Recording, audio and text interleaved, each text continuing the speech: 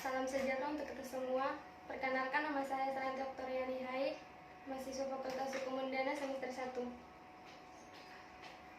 Saya akan membahas tentang masalah-masalah sosial yang ada di Indonesia.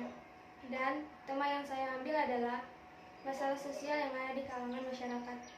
Baik, saya akan langsung ke materinya, yaitu yang pertama, apa itu masalah sosial?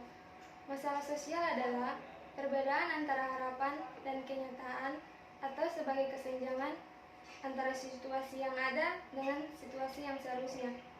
Jadi, masalah sosial merupakan kondisi yang tidak diinginkan ada dalam kalangan masyarakat. Yang kedua, penyebab masalah sosial. Masalah sosial muncul akibat terjadinya perbedaan yang mencolok antara lain dalam masyarakat dengan realita yang ada. Lalu, penyebab apa-apa saja atau faktor-faktor apa saja penyebab masalah sosial?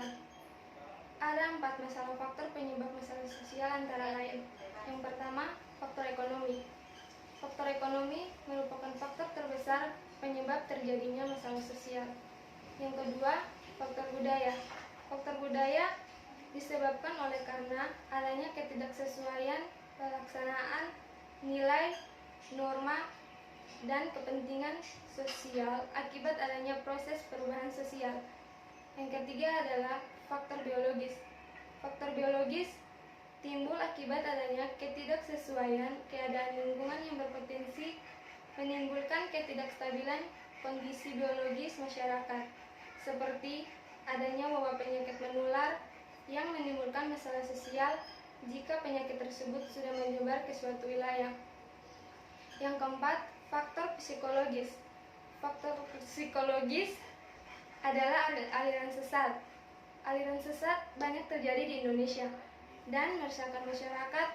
Walaupun sudah banyak yang ditangkap dan dibubarkan, tetapi aliran sesat tersebut masih banyak muncul di kalangan masyarakat sampai saat ini.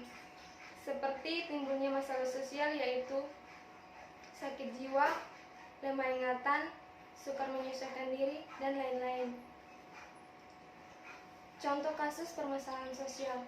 Ada 2 contoh kasus yang saya ambil, yaitu kemiskinan. Kemiskinan adalah suatu keadaan di mana terjadinya ketidakmampuan untuk memenuhi kebutuhan dasar seperti makanan, pakaian, tempat tinggal, pendidikan, dan kesehatan. Apalagi saat ini kita ditambahkan dengan adanya COVID-19 yang membuat banyak pihak jatuh ke jurang kemiskinan jika masalah tersebut tidak dapat dituntaskan. Yang kedua, korupsi. Saat ini Indonesia masih belum bebas dari korupsi. Dari tahun ke tahun ada saja kasus korupsi yang terjadi. Baru-baru ini oknum asuransi Jiwasraya bahkan dipercaya melakukan tindakan korupsi yang nilainya mencapai triliun rupiah. Tingginya angka korupsi di Indonesia bisa jadi disebabkan dengan adanya kesenjangan hukum yang telah disatukan di atas nama banyak oknum yang tidak takut dengan hukuman korupsi karena hukum bisa dipermainkan. Kesimpulannya, dari contoh permasalahan sosial yang dapat saya simpulkan bahwa untuk menghadapi masalah kemiskinan secara umum adalah dengan mendorong masyarakat untuk menjadi pelaku usaha atau berwirausaha, khususnya dalam pandemi saat ini. Masyarakat harus kreatif dalam mencari cara untuk berwirausaha tanpa harus melanggar protokol kesehatan. Dan untuk masalah korupsi, yakni harus menegaskan kembali hukum yang ada. Bahkan, pemerintah harus bisa memberi hukuman yang lebih berat kepada koruptor daripada yang sudah diterapkan sekarang ini. Untuk menghadapi masalah sosial, dibutuhkan sikap yang bijaksana dan cermat dalam meneliti sebuah masalah sosial. Oleh karena itu, kita harus berusaha menyikapi suatu masalah sosial dengan baik.